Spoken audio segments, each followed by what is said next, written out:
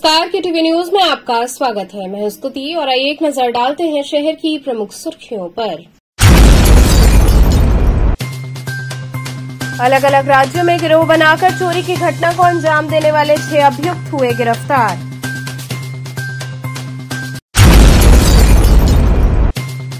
अधिक मास में हौज कटोरा स्थित भगवान पुरुषोत्तम का भक्तों ने किया दर्शन।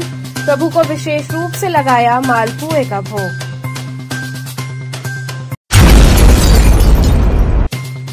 राजस्थान में दुष्कर्म की हुई घटना के विरोध में महात्मा गांधी काशी विद्यापीठ के एनएसयूआई कार्यकर्ताओं ने एबीवीपी का फूका पुतला। और गंगा के जलस्तर में तेजी से बढ़ाव जारी, घाटों का आपस में टूटा संपर्क। और अब खबरें विस्तार से। अलग अलग राज्यों में गिरोह बनाकर चोरी की घटना को अंजाम देने वाले 6 अभियुक्त गिरफ्तार हुए।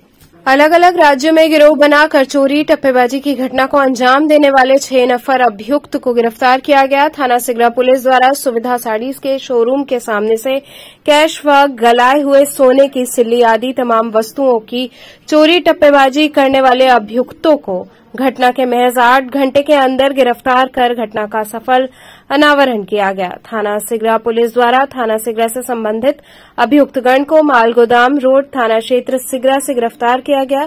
गिरफ्तारी के संदर्भ में थाना सिगरा पुलिस द्वारा आवश्यक विधिक कार्रवाई की जा रही है।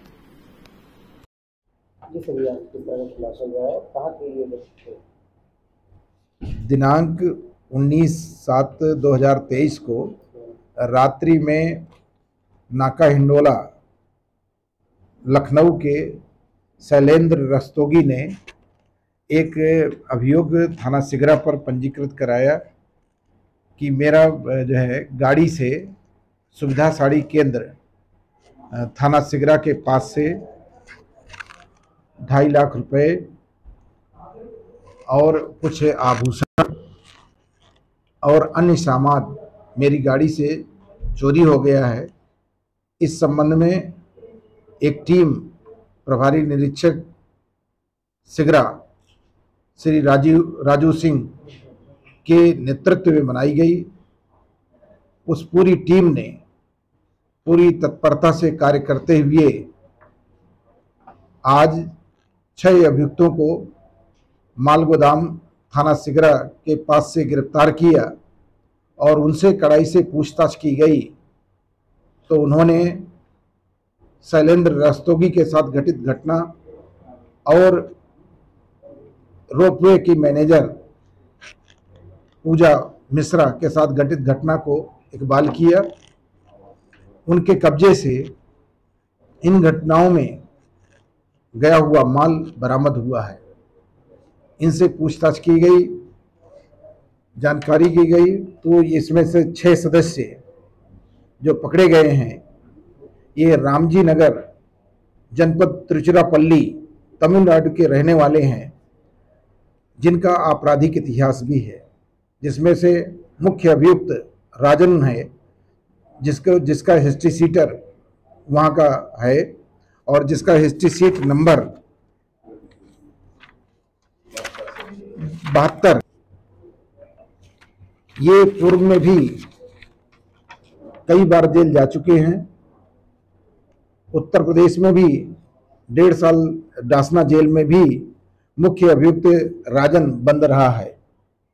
इनका जो अभी तक आपराधिक इतिहास राजन का प्राप्त हुआ है उसमें तिरुचिरापल्ली के, उत्तर प्रदेश के, जीआरपी जो कैंट और police station Sihani gate Ghaziabad के अभियोग प्राप्त हुए हैं।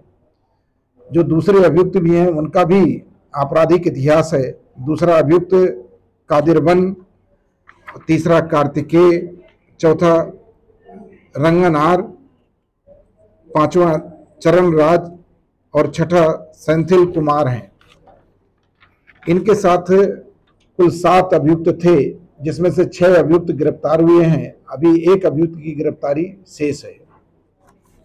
इनके कब्जे से जो प्राप्त हुआ है 6,51,500 रुपया नगद, 16 अदद मोबाइल फोन, भिन्न भिन्न कंपनियों के तथा करीब 79.5 मिलीग्राम गले हुए सोने के छोटे छोटे टुकड़े बरामद हुए हैं। इसके अतिरिक्त इनके कब्जे से 2 जो है लैपटॉप भी बरामद हुए हैं। एक जो है घटना के संबंध में एक इसका ईयरफोन का भी प्राप्त हुआ है, जिसके संबंध में एक गुमशुदगी दर्ज है। इनके कब्जे से जो मोबाइल प्राप्त हुए हैं, इन सभी मोबाइल नंबर को आधार मान करके कि किससे इन्होंने इस तरह की घटना कारित किए हैं, क्योंकि इनके द्वारा बताया गया है कि हम लोग ट्रेन में भी लोगों का सामान गायब कर देते हैं या किसी भी कार्यस्थल के पास में या व्यापार स्थल के पास में वाहन खड़े होते हैं और उनकी रेकी करके वहाँ से सामान हम लोग गायब करते हैं। इस तरह से इनका जो मुख्य कार्य टप्पेबाजी का है। तो जो मोबाइल फ़ोन प्राप्त हुए हैं उनके जो है IMEI नंबर ले करके ट्रेस किया जाएगा कि ये कहाँ कहाँ से चोरी किए हैं। इन 6 अभियुक्तों को PCR पर ले करके आगे की कार्रवाई की जाएगी और जो 7वां अभियुक्त भगा हुआ है उसके लिए भी टीम गिरफ्तारी हेतु भेजी गई है। इस पुलिस टीम ने बहुत ही तत्परता से कार्य किया है। तो प्रभारी निरीक्षक सिगरा और उनकी पूरी टीम को उत्साहवर्धन एवं मनोबल को बढ़ाने हेतु 25,000 रुपये नगद से पुरस्कृत किया जाएगा। आगे की पुरस्कार राशि के लिए CP महोदय को अवगत कराया गया है। इनके पास सर हीरे भी मिले हैं, तो ये सारी चीज़ों को मिला क्या कुल कीमत क्या होगी सभी चीज़ों की? ये बहुत बड़ी रिकवरी है और अभी इनसे जो PCR पर लिया जाएगा और पूछताछ की जाएगी तो अभी और भी इनसे घटनाएं खुलने की व रिकवरी की पूर्ण संभावना है। सर ये शहर में कितने दिन से सक्रिय थे?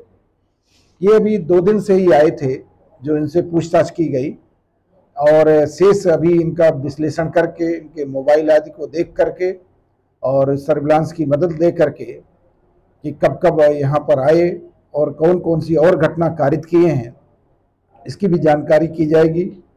ये तमिल भाषा बोलते हैं, 1-2 अपराधी इसमें से कुछ अंग्रेजी भी बोल ले रहे हैं और शेष इनके द्वारा जो है ट्रेन में, चलती ट्रेन में या विभिन्न प्रदेशों में जा करके रेकी करके और वाहन से सामान को उठा लेना, ये मुख्यतः कार्य किए गए। अधिक मास में हौज कटोरा स्थित भगवान पुरुषोत्तम का भक्तों ने दर्शन कर प्रभु को विशेष रूप से मालपुए का भोग लगाया। श्रावण मास में मान्यता के अनुसार हौज कटोरा स्थित भगवान पुरुषोत्तम का दर्शन पूजन करने वाले भक्तों का मंदिर परिसर में तांता लगा हुआ है। भगवान को विशेष रूप से लोगों द्वारा मालपुए का भोग अर्पित किया जाता है। इस अवसर पर प्रभु की दिव्य झांकी सजाई गई, जहां भक्तों ने पहुंचकर विधिवत पूजन अर्चन किया। इस अवसर पर मंदिर प्रांगण की भी विशेष सजावट की गई थी। मंदिर के महंत शंकर दीक्षित ने अधिक मास में भगवान पुरुषोत्तम के दर्शन पूजन के महत्व को विस्तार से बताया। उन्होंने कहा कि अधिक मास भगवान पुरुषोत्तम को अर्पित होता है और इस माह में भगवान पुरुषोत्तम को मालपुए का भोग कांसे की थाली में लगाया जाता है। उन्होंने बताया कि हर 3 साल यानी 33 महीने में अधिक मास आता है, जो कि भगवान पुरुषोत्तम को अर्पित होता है और इस मास में प्रभु को मालपुए का भोग लगाने से ऐश्वर्य धन की कमी नहीं होती है और घर में सुख शांति बरकरार रहती है। वहीं गोदावरी कुंड पर 33 बत्ती जलाई जाती है भगवान पुरुषोत्तम के नाम की, क्योंकि भगवान पुरुषोत्तम को 33 कोटि के देवता कहा जाता है। इसलिए हर महीने के हिसाब से 1 बत्ती यानी 33 बत्ती जलाने का परंपरा है। इस दौरान भक्तों द्वारा दर्शन पूजन का क्रम अनवरत जारी रहा। गुरु जी, किस तरह का दर्शन पूजन चल रहा है? आज कैमा दिन है, कितने दिन चलता है? आज चौथा दिन है। क्या मान्यता है? ये 1 महीने का अधिक मास रहेगा, अभी चौथा दिन चल रहा है। यहाँ पे भगवान पुरुषोत्तम का दर्शन एवं पूजन चल रहा है। भगवान पुरुषोत्तम को मालपुए का भोग लगेगा और कांसे की थाली में भगवान को अर्पित किया जाएगा। किस तरह का ये परंपरा है? ये हर 3 साल में 33 महीने में अधिक मास आता है जो कि भगवान पुरुषोत्तम को अर्पित है। और इस मास में भगवान पुरुषोत्तम को मालपुए का भोग चढ़ाया जाता है। क्या लाभ मिलता है भक्तों के यहाँ दरबार में? ये भगवान पुरुषोत्तम को मालपुए का मतलब भोग लगाने से, भगवान को चढ़ाने से ऐश्वर्य की कमी नहीं होती, धन की कमी नहीं होती है, घर में सब सुख शांति ऐश्वर्य बना रहता है, बरकरार रहता है। ये जहाँ पे गोदावरी कुंड पे 33 ताक की 33 बत्ती जलाई जाती है भगवान पुरुषोत्तम के नाम की, क्योंकि भगवान पुरुषोत्तम को 33 कोटि देवों के स्वामी कहा जाता है। इसी कारण हर महीने के हिसाब से एक बत्ती 33 महीने के हिसाब से 33 ताक की 33 बत्ती जलाई जाती है। राजस्थान में दुष्कर्म की हुई घटना के विरोध में महात्मा गांधी काशी विद्यापीठ के एनएसयूआई कार्यकर्ताओं ने एबीवीपी का पुतला फूंका। महात्मा गांधी काशी विद्यापीठ के गेट नंबर 1 पर एनएसयूआई के कार्यकर्ताओं ने एबीवीपी का पुतला दहन कर विरोध दर्ज कराया। एनएसयूआई के जिलाध्यक्ष ऋषभ पांडे का कहना था कि एक ओर एबीवीपी छात्र हितों पर कार्य करने की बात कहती है, तो दूसरी ओर राजस्थान में 2 छात्राओं के साथ दुष्कर्म किया और एक छात्रा को पद दिलाने के नाम पर उसका उत्पीड़न किया गया। एबीवीपी की कार्यशैली छात्र हितों को छोड़कर दुष्कर्म करने की हो गई है, जिसका हम पुरजोर विरोध कर रहे हैं, क्योंकि राजस्थान में कांग्रेस की सरकार है, इसलिए इस बात को तुरंत संज्ञान में लिया गया और दुष्कर्म की घटना के अगले दिन ही दोषियों पर कार्रवाई हुई। इस दौरान पुतला दहन कर रहे छात्रों ने एबीवीपी के खिलाफ जमकर नारेबाजी की। पुतला दहन कार्यक्रम में एनएसयूआई महानगर अध्यक्ष संदीप पाल, प्रदेश सचिव नीरज पांडे, सुशांत चौरसिया, शिवम सेठ समेत कई छात्र शामिल रहे। जी, हम लोगों ने आज विद्यार्थी परिषद का पुतला फूंका है। जिस तरफ एक तरफ विद्यार्थी परिषद छात्र हितों की बात करती है, दूसरी तरफ बलात्कारियों की बात करती है। विद्यार्थी परिषद का सीधे तौर पे एक फुल फॉर्म है अखिल बलात्कारी विद्यार्थी परिषद। साफ साफ अश्लीलता का इन्होंने रस पी लिया है और जिस तरीके से लगातार राजस्थान में 2 लड़कियों के साथ इन्होंने बलात्कार किया, फिर एक लड़की को पद देने के नाम पे उत्पीड़न किया, तो साफ साफ विद्यार्थी परिषद लगातार छात्रों की बात छोड़कर लड़कियों को बलात्कार करने पर उतारू हो गई है। राजस्थान में तो कांग्रेस सरकार है। देखिए, राजस्थान में कांग्रेस की सरकार है, इसलिए तुरंत तत्काल रूप से गहलोत सरकार ने एक्शन लिया और जिस दिन बलात्कार हुआ उसके अगले दिन इन लोगों की गिरफ्तारी हो गई। एक तरफ मणिपुर देख लीजिए, वहाँ लगातार बलात्कार हो रहा है, लोगों का घर जल रहा है, लगातार कई सारी लड़कियों को अंग पूरा कपड़ा उतार के सड़क पर नचाया जा रहा है। वहाँ भाजपा की सरकार, अभी तक उनके खिलाफ कोई भी कार्रवाई नहीं की गई है। पर जिस तरफ कांग्रेस सरकार है, वहाँ पे गहलोत सरकार तुरंत तत्काल रूप से जो लड़के बलात्कार किए थे, जो लड़के उनके साथ छेड़खानी किए थे, उनको तुरंत तत्काल रूप से गिरफ्तार कर लिया गया, उनको जेल भेज दिया गया है। क्या मांग हमारे आगे यही है कि विद्यार्थी परिषद अगर इसे आगे ऐसा काम करती रहेगी तो हम सभी एनएसयूआई छात्र मिलकर उनका विरोध दर्ज कराएंगे और विद्यापीठ से तमाम यूनिवर्सिटी विद्यार्थी परिषद को भगाने कार्य करेंगे। आज हम लोगों ने विद्यार्थी परिषद का झंडा लगाकर विद्यार्थी परिषद का पुतला फूंका है। गंगा के जलस्तर में तेजी से बढ़ाव जारी है। घाटों पर तैनात पुलिस लगातार लोगों को एहतियात बरतने की चेतावनी दे रही है। वाराणसी में गंगा का जलस्तर तेजी से बढ़ रहा है, जिससे घाटों का आपस में संपर्क टूट चुका है। श्रावण मास में भारी भीड़ गंगा स्नान करती है। इसे देखते हुए एनडीआरएफ की टीम जगह जगह तैनात है। गोताखोर भी जगह जगह लगे हुए हैं, जिससे कोई अप्रिय घटना न घटित हो। पानी में काफी लहर को देखते हुए लोगों को जल पुलिस द्वारा चेताया जा रहा है। वहीं छोटी नाव चलना बंद हो गई है। दूर दूर से जलकुंभी बहकर लहर के साथ आ रहे हैं। लोग अपने अपने सामान को हटाने में लगे हुए हैं। इसी तरह पानी बढ़ता रहा तो खतरे के निशान तक पहुंच सकता है।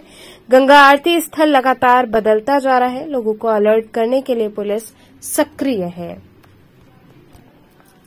देखिए, तो गंगा मैया यहाँ लगातार समय बढ़ रही हैं और जो हमारे घाटों का संपर्क टूट गया है, तो घाटों का संपर्क टूट जाने की वजह से जो इसमें सावन का महीना चल रहा है, जो यात्री हमारे काशी में जो सैलानी यहाँ पे स्नान करने के लिए, दर्शन पूजा पाठ करने के लिए आते हैं, तो उन लोगों को बहुत दिक्कतें हो रही है, क्योंकि पानी बढ़ जाने की वजह से जो घाट का स्पेस छोटा हो जाता है, तो जो घाटों का संपर्क जो यात्री आ नहीं पाते हैं, तो उनको एक ही रास्ते से आना है और एक ही रास्ते से उनको जाना भी है। तो संपर्क टूट गया है और जो छोटी छोटी मंदिरें हैं वो गंगा में समा गई हैं। जो गंगा मैया का जो आरती होता है, तो आरती स्थल जो स्थायी होता है वो पानी में समा गया है और आरती स्थल जो जगह चेंज हो गया है। तो प्रशासन द्वारा या आप लोग द्वारा जो इतनी भीड़ आ रही है, श्रावण का महीना है, क्या व्यवस्था चल रही है? देखिए, व्यवस्था बढ़िया चल रही है। बताना चाहते हैं कि यहाँ एनडीआरएफ के लोग, यहाँ जल पुलिस के लोग और यहाँ के जो हमारे स्थानीय गोताखोर लोग हैं लगातार यहाँ पे लगे हुए हैं, लगातार ड्यूटी भी कर रहे हैं। यहाँ पे हम लोग भी बैठे हुए हैं। अभी लगता है कि और जिस हिसाब से हम लोग की बात है, नाविक समाज की बात है, तो लगातार पानी बढ़ रहा है। लगता है कि इसी तरह अगर पानी बढ़ता रहेगा तो 1-2 दिन के अंदर हम लोग की नाव भी सुरक्षा को देखते हुए बंद हो जाएगा। तो कितना मतलब कि पानी की लहर बहुत तेज से आ रही है क्या? पानी का लहर भी बहुत तेज़ी से नहीं है, पर हवा की वजह से आपको ऐसे देखने में लग रहा है। आपको ऐसी बात नहीं है। हमको लगता है कि 2-3 सीढ़ी अगर पानी अगर बढ़ जाता है तो नाव हर साल की तरह इस बार भी नाव बंद हो जाएगा। आरती वगैरह होता है जो घाट पे जो आरती स्थली जो होता है, जो जगह था, वो तब छोटे में होगा, जैसे भव्य में करते थे, बड़े पैमाने में। हम लोग लगता है कि उसको छोटे में करके उसको अपना आरती करेंगे। सब बदल दिया गया है। CM Anglo Bengali inter college में प्रथम मंडलीय वृहद दिव्यांगजन रोजगार मेला लगाया गया। प्रधानमंत्री नरेंद्र मोदी के संसदीय क्षेत्र वाराणसी में शुक्रवार को आयोजित प्रथम मंडलीय वृहद दिव्यांगजन मेले में कुल 16 कंपनियां आई। उनके पास विभिन्न पदों हेतु स्त्री पुरुष मिलाकर 850 से अधिक पद रिक्त थे, जो दिव्यांगजनों हेतु योग्यतानुसार दिव्यांगजन आवेदक करके इन रिक्त पदों को पूर्ति कर सकते थे। मेला संयोजक डॉक्टर उत्तम ओझा ने बताया कि दिव्यांगजन रोजगार मेला बेलूपुर स्थित CM Anglo Bengali inter college में आयोजित किया गया है, जिसमें वाराणसी सहित पूर्वांचल के दिव्यांगजन हिस्सेदारी कर रहे हैं। उन्होंने बताया कि मेले में देश के अनेक प्रतिष्ठित कंपनियां प्रतिभाग कर रही हैं। वहीं इस मौके पर काफी संख्या में दिव्यांगजनों ने हिस्सा लिया और साक्षात्कार की प्रक्रिया में भाग लेते हुए आगे की प्रक्रिया में शामिल हुए। वहीं जो लोग चयन प्रक्रिया में चयनित हुए और उन्हें नौकरी मिली, उनके चेहरे खुशी से खिल उठे। दिव्यांगजनों का कहना रहा कि जिस प्रकार सरकार दिव्यांगजन सशक्तिकरण की बात करती है, आज उस पर खरा उतरते हुए दिव्यांगजनों हेतु रोजगार मेला लगाया गया है और उसमें प्रतिष्ठित कंपनियां आई हैं और योग्यता अनुसार चयन कर रही हैं। यहाँ दिव्यांगों के लिए मेला लगाया गया, रोजगार मेला। आपकी अपनी कंपनी भी आई है, तो किस तरह के दिव्यांगों को आप हायर कर रहे हो, कितने लोगों को आपने कहा गया है? जी बिल्कुल सही सवाल है आपका। हमारे पास में क्या है, दिव्यांग मतलब कई तरीके के दिव्यांग होते हैं। कुछ मेंटली होते हैं, कुछ आंखों से वीक होते हैं, किसी के पास हाथ से हैंडीकैप होते हैं, कोई आपका जो है पैरों से विकलांग है। तो हमारे यहाँ जो वैकेंसीज हमने निकाला वेयर हाउस एग्जीक्यूटिव का, तो उस पर क्या है कि हम वेयर हाउस एग्जीक्यूटिव में क्या होता है, हम एक ऐसा सरल काम देते हैं जो बंदा अपने माइंड से काम कर सके। जैसे जिसको समझ में आता है कि हाँ ये बकेट है, वो पढ़ सके कि इसमें गुड्डी लिखा हुआ है या फिर कोई भी प्रोडक्ट का नाम पढ़ सके। उसके बिहाफ पे हम SHI और लोकोमोटिव कैंडिडेट को हम हायर करते हैं, जो वहाँ तक जा सके, समझ सके। ताकि क्योंकि विकलांगों में एक छोटी सी प्रॉब्लम आती है कि हम कहीं अगर अदर स्टेट में उनको भेजते हैं तो उनकी सबसे ज़रूरत होती है उनकी सेफ्टी। क्योंकि अगर फिजिकल मेंटेन है बंदा तो अपने हिसाब से सारा काम कर लेता है, लेकिन फिजिकल जो अनफिजिकल हैं उनके लिए हम एक सेफ्टी प्रोवाइड करते हैं, जिसके हिसाब से हम SHI और लोकोमोटिव को ही हायर करते हैं। जो पैरों से विकलांग हाथ काम कर रहे हैं या हाथ काम करने की कोशिश कर रहे हैं, तो उस बिहाफ पे हमने वेयर हाउस एग्जीक्यूटिव की प्रोफाइल दी है, जिसमें स्कैनिंग, पैकेजिंग, ठीक है, और प्लस उसका बकेट को एक बकेट से लेकर दूसरे बकेट में केवल मूव करना, उनको कहीं मूवमेंट नहीं करना है, एक ही जगह बैठ के करना है। उनकी सैलरी जो हमने डिसाइड की है वो 14,000 से लेकर 18,000 तक CTC है, अटेंडेंस बोनस है, पंचिंग पॉइंट है, उनकी ओवर टाइम है, प्लस नाइट शिफ्ट अनाउंस है। टोटल मिला करके अगर हम कहें तो CTC से जो हम प्रोवाइड कर रहे हैं उनको 16 से 17,000 तक की सैलरी उनके अकाउंट में क्रेडिट होती है। और प्लस 2 टाइम का खाना जो है कंपनी वहाँ पे खुद देती है, और 1 टाइम का खाना इनको जो है अलॉट किया जाता है, लेकिन उसके हिसाब से जैसे फिजिकल मेंटेन तो ये है नहीं, तो उनके हिसाब से वहाँ पे क्या होता है, एक मेड रखा जाता है या फिर टिफ़िन दिया जाता है। जो इनकी सैलरी आती है उसके बिहाफ पे ये अपने 30 रुपीज़ और 40 रुपीज़ की पे आउट पे करके रहने की व्यवस्था भी रहने के लिए कंपनी हम लोग दे देते हैं। बस एक नॉर्मल सा क्या होता है कि हम एक PG जो प्रोवाइड करते हैं, इनका 1000 या 1200 रुपये लगता है PG का।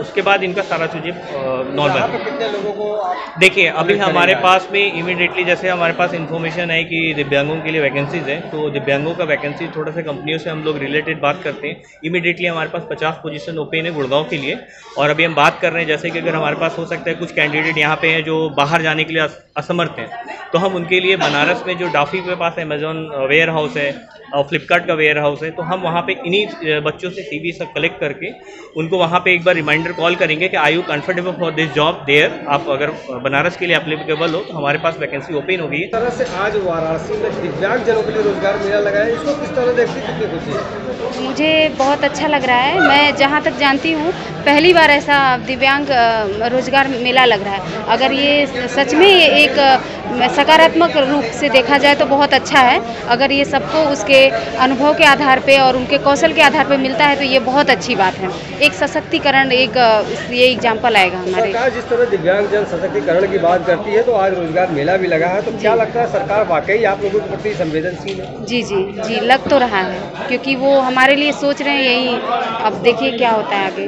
सोच रहे हैं यही बहुत बड़ी बात है और उसके लिए कर भी रहे हैं। आज लगाए हैं, ये इनका सकारात्मक पहलू दिख रहा है। तो कितनी कंपनियां लगी, आप कहाँ गई और क्या कुछ बातें हुई? अभी तो कुछ नहीं, अभी वहाँ पर हो रहा था, सब लोग अपना एड्रेसिंग दे रहे थे, भाषण चल रहा था, सभी लोग आए हैं श्रम विकास मंत्रालय की तरफ से। जो भी चीफ गेस्ट हैं वो लोग अपने बारे में बता रहे थे। अब समापन हुआ है, अब उसके बाद जो होगा अब होगा। तो आप यहाँ पर किस जॉब के लिए अप्लाई करने आए हैं? देखिए सर, मैं तो पीएचडी कर रही हूँ, तो अगर कोई एजुकेशन अच्छे फील्ड में रहे जिसमें बैठ के काम करने वाला हो, क्योंकि मैं पीएचडी कर रही हूँ, CCC भी की हूँ, कंप्यूटर कोर्स भी की हूँ, LLM की हूँ, LLB, यानी कि मेरा जो एजुकेशन है बहुत हायर है, तो उसके अकॉर्डिंग हमको जॉब मिले। यहाँ रुकेंगे एक छोटे से ब्रेक के लिए, आप बने रहिए KTV के साथ।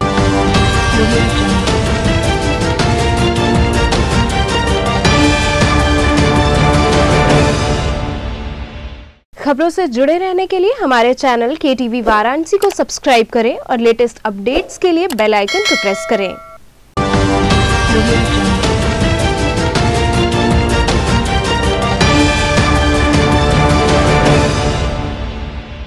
ब्रेक के बाद आपका स्वागत है। हेरिटेज स्ट्रीट लाइट पोल में उतरे करंट की चपेट में आने से 2 सगे भाइयों की मौत हो गई। नाराज लोगों ने सड़क जाम कर दिया।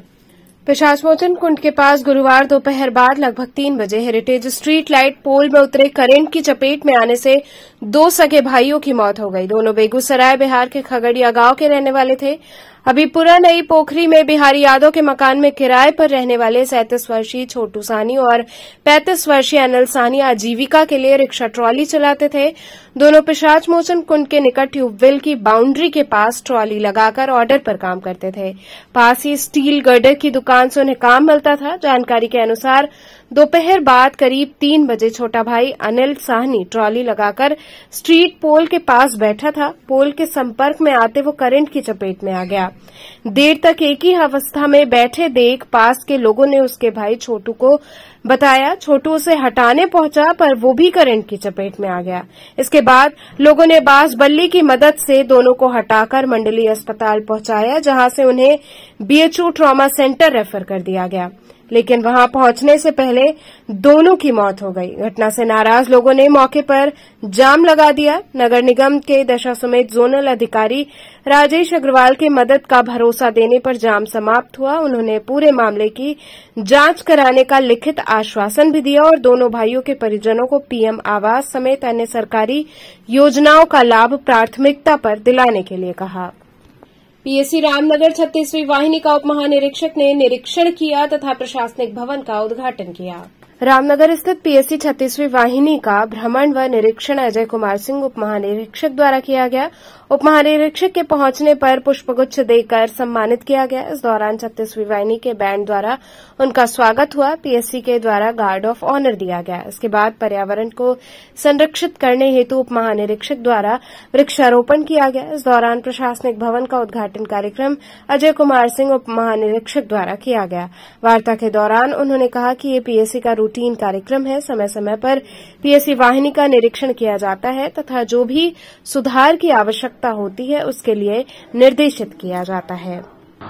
आज हम आपके पास 36वीं वाहिनी में उपस्थित हैं। ये किसी प्रकार का कोई विशेष आयोजन नहीं बल्कि एक सामान्य प्रक्रिया है। हम लोग आकस्मिक निरीक्षण के दौरान विभिन्न वाहिनियों में जाते रहते हैं, तो आकस्मिक निरीक्षण के दौरान आज मैं यहाँ उपस्थित हूँ और इस दौरान हमारे द्वारा ऑफिस का और वाहिनी का भ्रमण किया गया, जैसा आप लोगों ने देखा भी। इसके पहले जैसे कि हम लोगों की परंपरा है, सलामी दी गई। आज उत्कृष्ट कोर्ट की सलामी रही। इसके लिए हमने कमांडेंट साहब से कहा भी सबको इनाम देंगे। आज मॉडर्नाइजेशन के तहत ऑफिस या बैरकों का या मैदानों का काफ़ी अच्छे ढंग से रखरखाव किया गया है। इसके तहत हमारे द्वारा उद्घाटन भी किया गया। अभी हमारे द्वारा और कुछ मुआयने किए जाएंगे, जैसे कि MT का मुआयना किया जाएगा, अकाउंट ऑफिसर किया जाएगा, बड़े बाबू ऑफिस का किया जाएगा। उनको अभिलेखों के द्वारा या मौखिक निर्देश के द्वारा उनको बताया जाएगा किस तरीके से हम अपने अभिलेखों को दुरुस्त रखें और किस तरह से रख रखाव करें जिससे कि हमारा अभिलेख ठीक रहे और साथ साथ जो उसमें निहित की जाने वाली सामग्री है, जो निहित की जाने वाले तथ्य हैं, वो आधुनिक ढंग से रहें।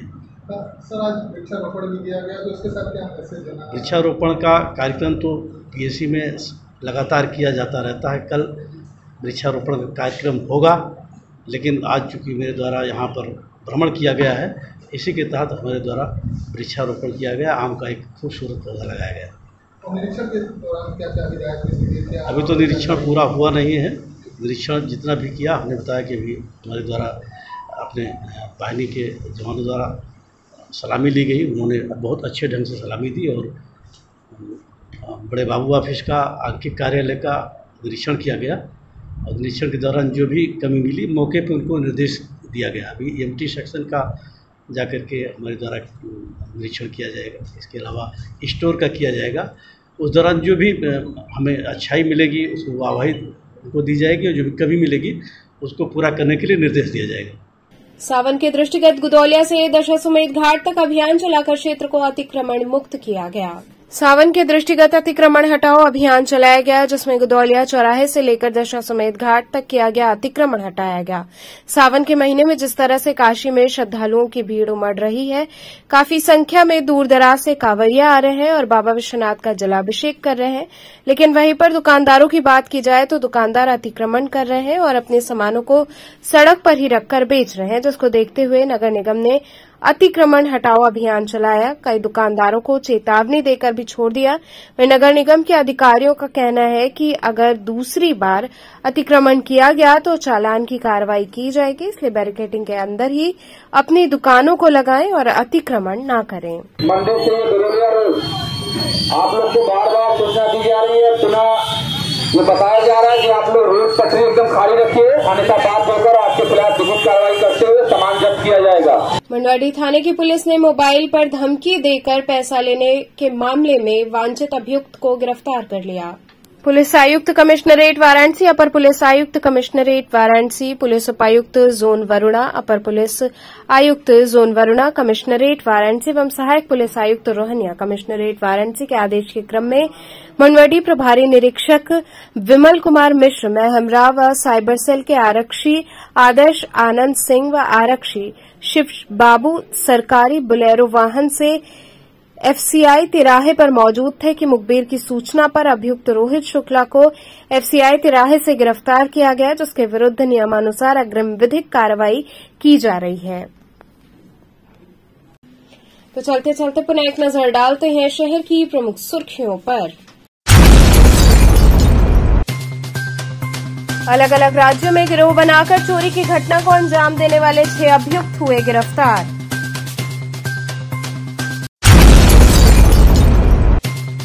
अधिक मास में हौज कटोरा स्थित भगवान पुरुषोत्तम का भक्तों ने किया दर्शन, प्रभु को विशेष रूप से लगाया मालपुए का भोग।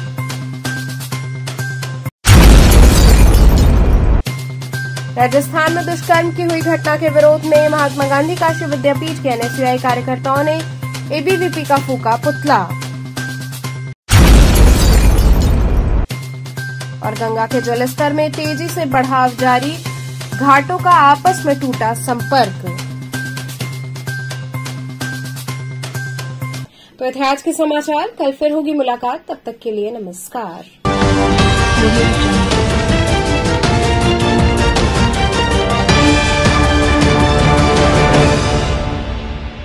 खबरों से जुड़े रहने के लिए हमारे चैनल KTV वाराणसी को सब्सक्राइब करें और लेटेस्ट अपडेट्स के लिए बेल आइकन को प्रेस करें।